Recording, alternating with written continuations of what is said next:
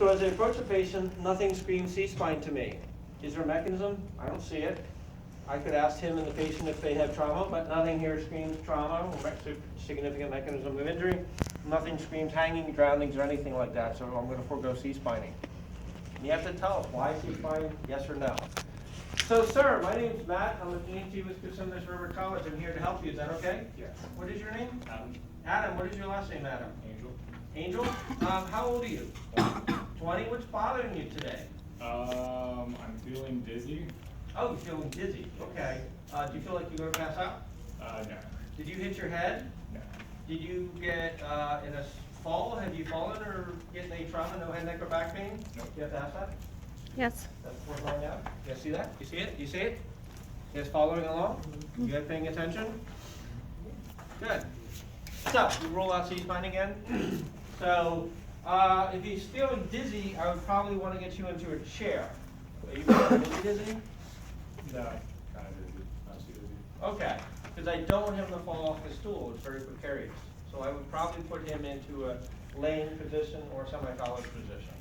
So for the exercise today, we're just going to say we'll put him in a chair. We're going to move him to a chair that actually where he's not going to fall off and get onto the floor and hit his head. You said you're 20 years old? Yes. Okay, and where are we at right now? We're at Kissimmee River College. Kissimmee River College? And where's that at? South Sacramento, California. Okay, when did this dizziness start? Was it been going on for a while? What were you doing? It just started like 10 minutes ago. 10 minutes ago? Okay. Were you sitting here? No, I was walking around outside. Okay. And then you got dizzy? Yeah. I got dizzy for a second. So he's aware of what's going on, the event. He's aware of, can you tell me the month and year? It's November 2016. Okay, so he's aware of person, place, time, and event. While I was assessing him, is it okay if I check your pulse? So, can you open your mouth? Okay. So I'm checking for any sort of trouble breathing. So I noticed that his airway's patent. He seems to be talking in complete sentences. There's no gurgling, snoring, and stridor. Are you feeling nauseated? No. You have been throwing up? Nope. Okay. So his airway's patent. There's no signs of accessory muscle use. I see good rise and fall of his chest. His skin is good color. He's oxygenating his brain. So his airway seems to be adequate. I don't need OPAs or MPAs. I don't need to manually open it at all. I also noticed that his breathing is acceptable because he's got good rise and fall. He's not making noisy breathing efforts, and his breathing is not too fast or too slow. I do not need oxygen at this time. You have to tell us that. You should be thinking oxygen, yes, no, and why. So he's stable at this time, so oxygen is foregone. And I also checked his pulse for up to 10 seconds. It's strong, it's regular, it's not too fast or too slow. I'm not worried about shock. His skin is pink, warm, and dry. He's got a good cap refill. It's less than 2 seconds. So nothing screams shock here. So I don't need to lay him down. I don't need to keep him warm. Don't need to give him high flow oxygen and rapidly transport him. If he did, I would start treating him immediately. So I need to check for gross deformities and expose and examine as appropriate. So part of the expose and examine, this deformity assessment, this is what we're looking for. It's a quick assessment. You notice that some of it's italicized and some of it's not. What part is italicized? What's it say? If patient had what? Chest. From the deformity. Trauma. If they had trauma, does this patient have trauma? No. So do I need to do anything that says italicized? No. So the patient's awake, he's not trauma, so I can do a lot more visualization. Does that make sense? So just do a quick scan, okay, Adam? I'm just going to be looking around. Nothing hurts. I'm just going to be checking his back. I don't see any gross trauma. He's got a good facial symmetry. Can you smile for me? Good. He's not having airway concerns. I don't see any JVD. I don't see any ecchymosis. I don't see any trauma. Yeah, sit up straight. Yeah, take a twister. Any pain there? No. Do you have any abdominal pain? No. Do you have any back pain? No, but it's itchy. It's itchy. Okay. Is that just start right after your dizziness? Yeah. Do you have a rash? I don't know. I didn't check. Okay. We'll check on that in a second, because itchiness is not a life-threatening condition, and I only treat life-threatening conditions from primary assessment. So, I don't need to stress his pelvis because he's awake and sitting up. I look for incontinence. I don't see any in the back. I don't see any in the front. Can you move your arms and legs? Good. Can you pull up your pants legs? I need to check, see if there's any swelling or edema down there, because that could tell me about respiratory or cardiac conditions, which I don't see. Can you squeeze my fingers? Crush them. Good. I'm going to check your pulses here. Can't find that one. You feel me touch? Yep. You wiggle your fingers. Any numbness or tingling? No. Okay. I'm gonna check the skin down here. Does anything feel weird? No. Heavy numbness or tingling? No. You feel me touch? Yep. Okay, put your feet together. Can you pull up? Can you push down? Okay, he seems to have good circulation, motor and sensory function in his hands and his feet. So there's no signs of lateralizing signs. I'm not concerned about head injuries or trauma, or I'm not concerned about strokes. So I don't need to expose and examine at this time because he's a awake patient. It's an appropriate environment to expose and examine because I could do that later. If he was unconscious or if he had some sort of breathing problem, I would expose his chest and look for it. I would expose his head, of course, but it's not necessary because it's already exposed. So as far as my primary assessment goes, I deem this patient stable. He's not critical. There's no airway, breathing, circulation concerns. He's not signs of shock. Dizziness could be life-threatening, but I'm going to forego calling ALS at this time because I'm not sure. I don't see anything that could be deemed life-threatening as for needing advanced life support. Now, you need to tell us ALS yes, ALS no, and why. You can take either picture. Does it make sense? You just need to justify. We just want to know what you're thinking. I'm going to say no ALS because I'm going to treat this patient. If I find something that changes, I might consider that later.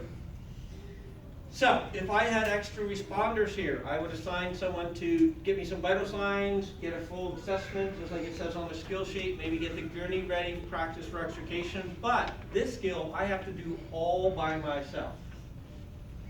So I'm not going to call ALS. I don't need resources. I'm going to stay and play on the scene. I don't have anyone that I can assign tasks to, so I have to do all of them. Did I hit the first 2 pages? Did you guys look?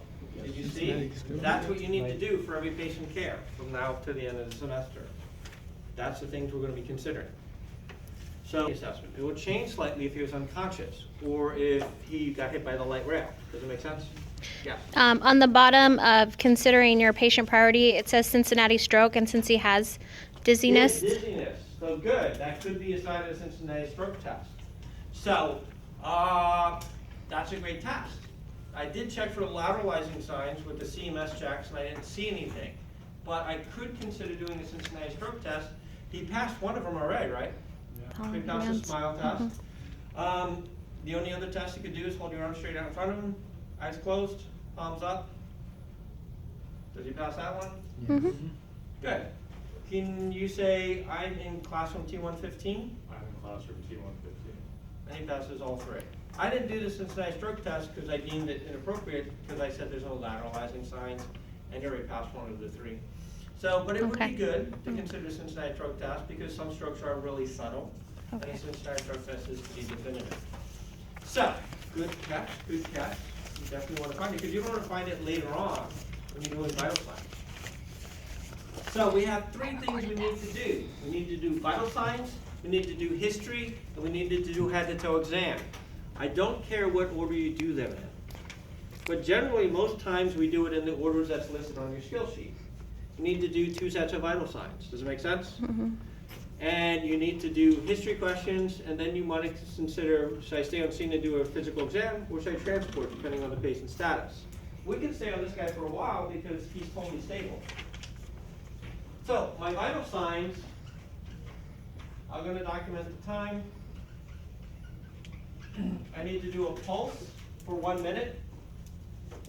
So I'm not going to do vital signs, I'm just going to tell you what it is. You guys will have to do the vital signs. So pulse would do strength and regularity. You're going to do even numbers. You're going to do respiratory count, even numbers. You're going to do quality of the respirations, full, labored, non-labored. You're going to do a blood pressure. Make sure it's even numbers. You're also going to be doing an SpO2, which we normally do with the pulse count to make sure that's accurate. We're also going to check his pupils. We're going to do a skin, his level of consciousness, and what else am I missing? Breath sounds. Huh? Breath sounds. Breath sounds, lung sounds. Good, someone paying attention. Any capillary flow is part of their part of skin science. So I'm gonna check that at this time, and then I need to check it when? No, he's stable. Unstable. 15 minutes. So 15 minutes, you should do another set of vital signs. Now, when you're working as a team later on the semester, you just assign someone to do it. Look, you're by yourself, yes. When I was with consumers, they never did, on all the calls, they never did pupils and they never did lung sounds. Good. Well, Is there like a? they never did lung sounds? No. Yeah, they didn't do one sounds when I was there. No, like nobody did, ever. And then you do it again. But I'm just not doing it now because we're kind of moving fast. Does that make sense? So, what is the next page? History. Patient history. History. Are they done? Yeah.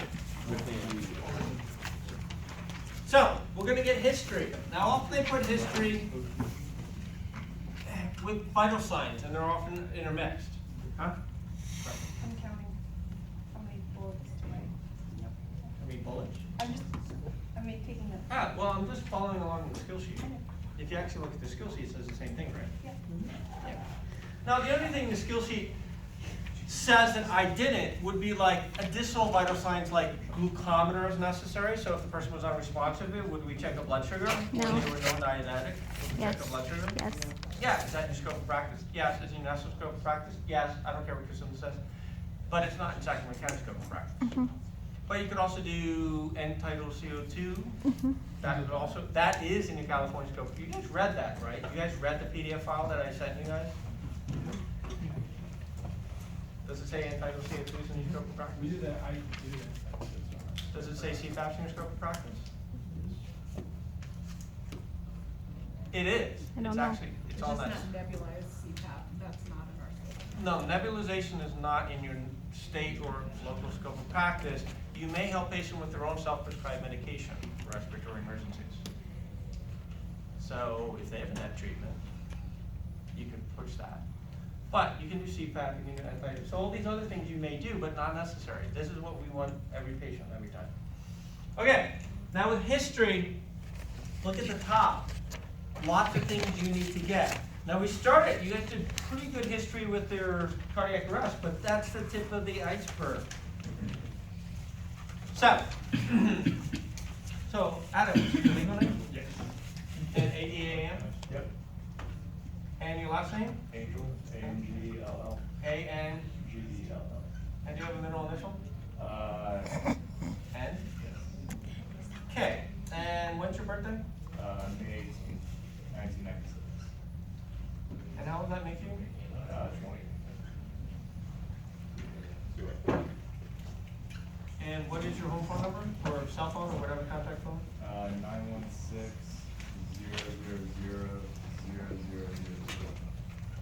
And your mailing address, make it up? 123 Bruceville Road. Is that how you spell Bruce? Yes. And that's in Sac or Elk Elk Grove? And what's the zip there? 95758. Cool. Now I don't need to get contact information or contact phone number or anything like that because he's awake and talking to me, unlike Annie, right? So, do you have your IDs on you? Do you have like an insurance card or a state ID? Excellent. So I have his IDs, which I'll need to take to the hospital. Have you been to the hospital? Are you part of a hospital system, Kaiser, Sutter? Kaiser. You're a Kaiser patient? Yes. Do you have your Kaiser number? Yes. So I'll get his number. First thing Kaiser wants is the Kaiser number. So this is all part of the patient's demographics. But you see that I still only covered the first couple lines. There's still a few lines at the top there, isn't there? So if I was at a medical facility, anyone run with first responder ambulance? Yes. Did you go to a clinic, hospital, nursing home? Did they go through the paperwork? Did they look at everything? Did you ask them what they're looking for? No, I was moving furniture. Good. When you're a first responder ambulance, which most of us where we're gonna start, you need to make sure you're very attuned to the paperwork. The firefighters should be attuned to the paperwork, but they're not. They're supposed to be, but they don't seem to care as much. Do they go to the hospital? Anyone go with, anyone ride with fire? Did you go to a nursing home, hospital, medical clinic or anything? Did they went to a hospital? Like pick up a patient? Oh, yeah. We went to like half of things. Okay, well, there's medical still. Yeah, it was kind of like that. Well, things that, when you guys ride with first responder, I want you to go and ask them like, what are you looking at? What is the paperwork that's an absolute necessary? And it's not just for first responder, it's supposed to be for the fire department too. They just don't put as much emphasis on it. This stuff is usually on a piece of paper called a face sheet. A face sheet is usually at a halfway house, a care home, a nursing home, a clinic, or a hospital. The face sheet has all the patient's demographic, contact information, and short stuff. The hospital wants that. Does it make sense? Doesn't matter if you're part of a private company or 911 fire. They want it. You should get it. Doesn't matter what phone number they call. So they want the face sheet. They also want the pulse form. You guys remember the pulse form? That's the DNR. Yeah. You take a hospital to the patient from a medical facility without that, nurse will rip your face off. Will they rip your face off? Oh, yeah. Yeah. Also, one of the things that they also need, that first responder will need, but the fire department doesn't because it's a 911 call, is they're gonna need a medical authorization form. If you take a patient that is a government agency, Medicare, Medicaid, or any of those other ones, and you don't have a physician authorizing for medical transport, guess how much you get paid? Nothing. So that's what they're looking for. Yeah, Because she if had they- like a whole stack of papers that she picked up. And that doesn't count for all the medical stuff like past medical history, medications, all their medical notes. Also, it needs to include other things like x-rays and CAT scans. What would happen if we forgot the x-rays and CAT scans? Jack's never forgot any of that, right? If you do, you're going back. So, you must get this stuff. Good. So the only thing I'm missing on the first two lines is other things such as, have they been to the hospital before? Or, we're gonna ask about recent illnesses. Have you been sick lately? No. So, sick like cold, flu, cough, fever, chills. No. Have you been in any trauma lately? Different from before? Car accidents, crash, falls, assaults? No. No, hit your head or anything? Nope. Have you traveled recently? I've not. No? Last couple weeks haven't been out of the country, out of the state? Nothing unusual, no unusual activity, scuba diving or anything like that? Nope. Good. Is that the third line down? Mm-hmm. Do you need to ask that for every patient every time? Mm-hmm. Yes. The other thing that's up here is pertinent negatives. Those are things you might not get in your sample history that we ask pretty much every patient. Now, we haven't always taught EMTs this, but it's been part of the EMT scope of practice, standard of care for the last 10 years, or 8 years, or 6 years, or something like that. So you're gonna ask them specific questions. Hey, Adam, do you have any chest pain? No. Do you have any trouble breathing? A little bit. So your dizziness had trouble breathing? Yep. Do you have any nausea, vomiting, or diarrhea? No. Have a headache? Yes. Did that start before or after your dizziness? Same time. Do you have any weakness? No. I think I got them all those on the list, right? Yeah. Those are common life-threatening. Dizziness. Oh, do you have any? No, no. I don't. These are questions you need to ask every patient every time because those are life-threatening complaints, are they not? Yes, they could lead to important things.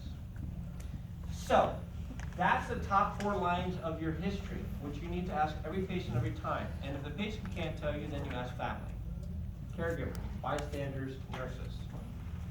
Cool. So Jack, you want to give any feedback about the skill 1? Example.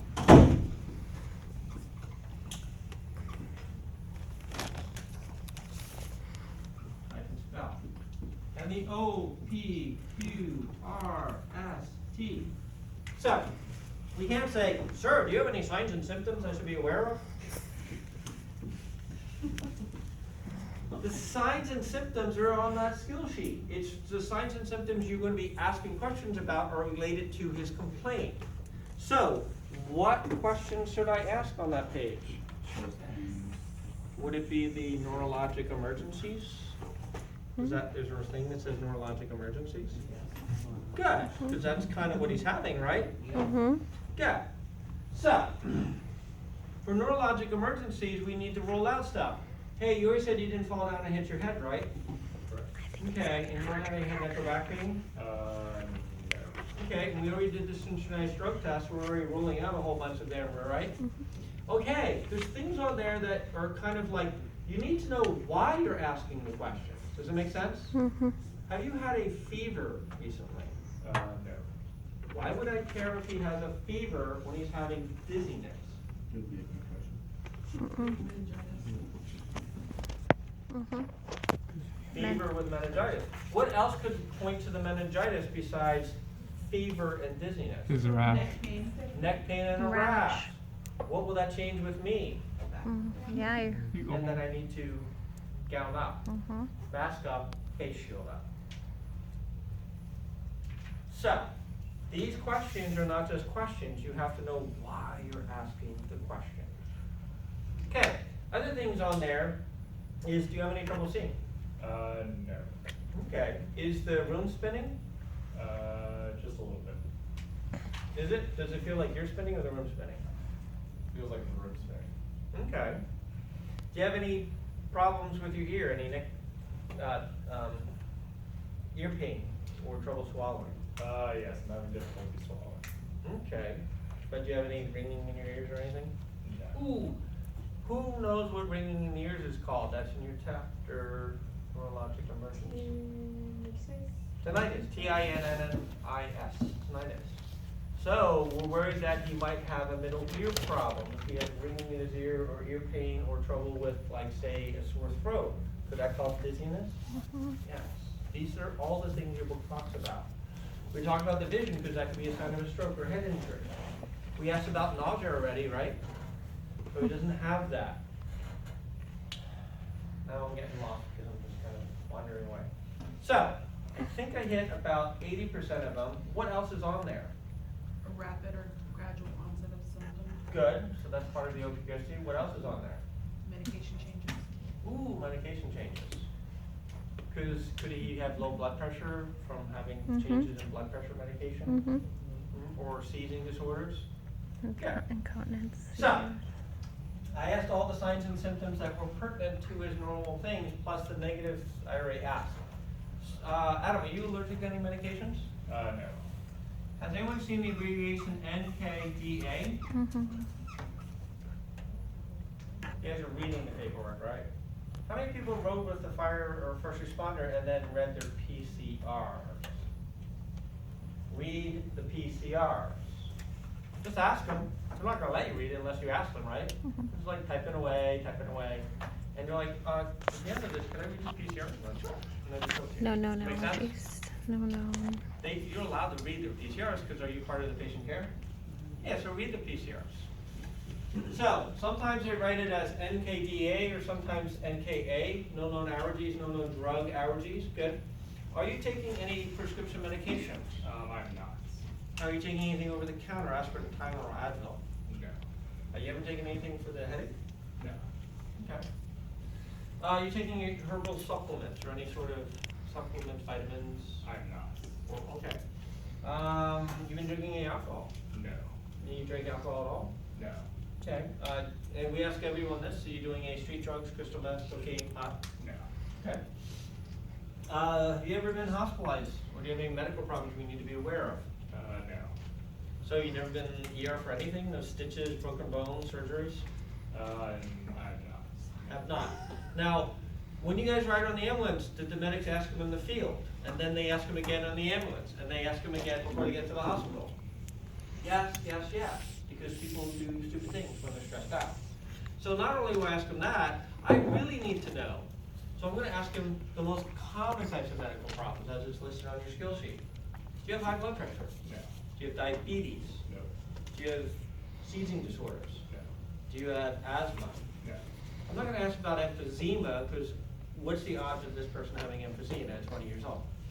Just got out of the coal mines, he was working those, a child is a coal mine, smoking cigarettes. Okay, you don't have any kidney disease? Okay. Then you don't have any heart problems? No. Okay. So, we don't want you to just say, do you have any medical problems? We want you to actually ask them. How many people saw patients in the hospital and did you say half to 60% had high blood pressure? Or in the ambulance? So make sure when you guys are hearing the history, make sure you guys are staying tuned to that. Okay, so.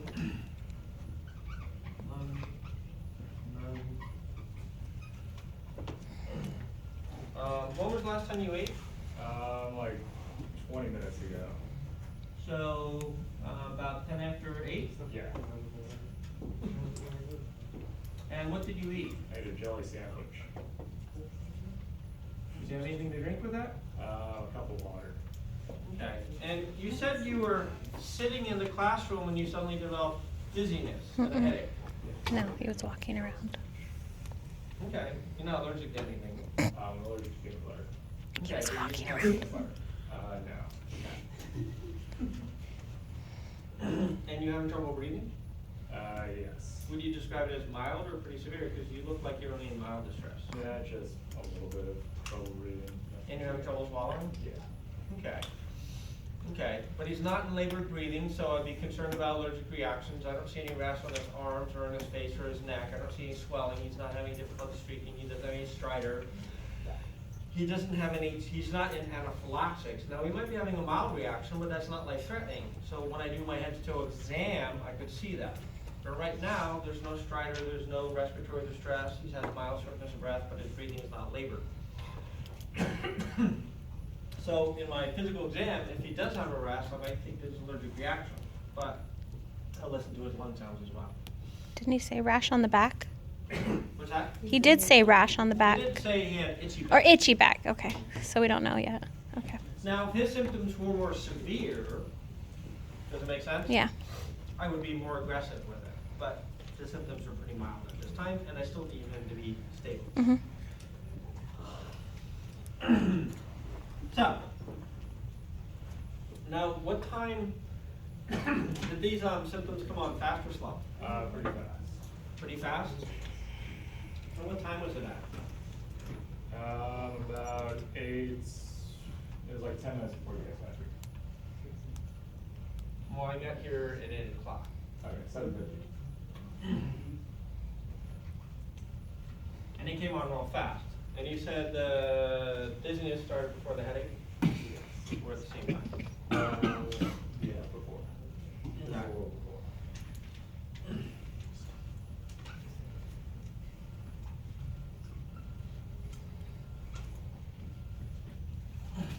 Okay. Have you ever had these symptoms before? No. Do they come and go? Remember, onset is many things, right? Mhm. You guys see that? Good. So never had it before? Now, if he did, would I ask him, when was that? How's it different than this? What did you do? Mhm. Does anything make your symptoms worse or better, like the dizziness or the headache moving around? No. So it stays the same, pretty constant? Yep. The headache, can you describe what the headache feels like? It just feels kind of like a heavy weight on my head. Okay, so it's like a pressure? Yeah. So you need to make sure you know, because many people have different types of headaches. Is it stabbing, is it sharp, is it throbbing? Okay, can you point to where your headache is? I can't point to where his dizziness is. Okay, is it always been kind of on that side? Yeah. Okay, doesn't hurt when you push down on it? No. Okay. And the pain hasn't moved? No. Okay, and the dizziness hasn't changed at all? Nope. Okay. Now, the doctors usually put a numbering scale with the severity for the pain in your head. 10 being the worst pain you ever had, and 1 being no pain. What would you list this at? A 3. What did it start at? It started at 3, it's been about 3 the entire time. And it hasn't changed? Nope. And nothing makes it better or worse? I already got this one. Okay, so I got my sample, my OPQRST, got my pertinent negatives. I kind of finished off that whole T, did I forget anything? Just a question, I cannot understand what the difference is between the events and then the onset. Like, what's like, Oh, well, the events is like, was he exerting himself? Was he doing something stressful, or was he just sitting watching TV? And the onset is like, did it come on fast or slow? Is that what it says? it says onset, what was the patient doing at the time of complaint? Had the patient had this before? Yeah, and is it coming, well, and it also is, in the textbook it says, does it come and go? Alright. And it says, if he had it before, you want to question if he's had it before, what was it? So that's kind of more of it. Doesn't really matter if you call it T and O. The time question is a lot of questions, does that make sense? T is always the exact time, when did it start? What time did he get shot? What time did he get hit by a car? What time did you develop the chest pain? What time did he collapse, seize, and go into cardiac arrest? Now the onset's fast, slow, gradual, has he had it before? History's done. Now I need to move on, but I need to consider, is this patient still big sick or little sick? Is Little. he stable, is he unstable? If It's he's stable. deemed unstable, if something in the vital signs was like, whoa, his breathing is 30 and his pulse ox is at 88, I'm like, wow, let's do something about this. Does it make sense? Then I might change my perception, but this is okay, this is nothing scary. I'm thinking possible allergic reaction, and my physical exam might give me more clues, but his allergic reaction is not anaphylaxis because he doesn't have any symptoms of anaphylaxis at this time. So I'm not gonna be rushing to anything. So, sir, now I need to move to the next page. So I'm gonna stay on scene. I feel comfortable staying on scene because I'm not sure where I need to take him yet. But if I didn't feel comfortable, I could say, hey, let's get to on the way to the hospital and let's start doing our physical exam en route. Does that make sense? Now, it's been over 15 minutes, so I probably should start thinking about doing a second set of vital signs. Does it make sense? So, my physical exam, I need to explain things to the patient, and it has to be detailed. If I did it before, I'll do it again. If I did lung sounds, I'll do it again. The detailed exam is detailed. Don't sit there and like, well, I did lung sounds with my vital signs, so I don't have to do it again. Wrong! You will do it again. You will reassess the airway again. You'll do all those things again. So, we need to get informed consent. So, Adam, you may be experiencing some reaction or some sort of problem and I need to check you out. To do that, I probably have to touch a few things and pull up your shirt and look at things. Is that okay with you? Yeah. I'll let you know what I do before I do it. Okay. First thing I want to do is I want to check your head out. You might have something wrong with your head that I can't see. Okay. So I'm gonna put, I'm gonna try and feel around your head, let me know if anything hurts, and I'm gonna see if there's any deformities. Is that okay with you? Yes. So I'm gonna be checking, checking his frontal lobe, I'm gonna be checking his temporal lobe, his parietal, his occipital, visualizing, looking for blood. While I'm here,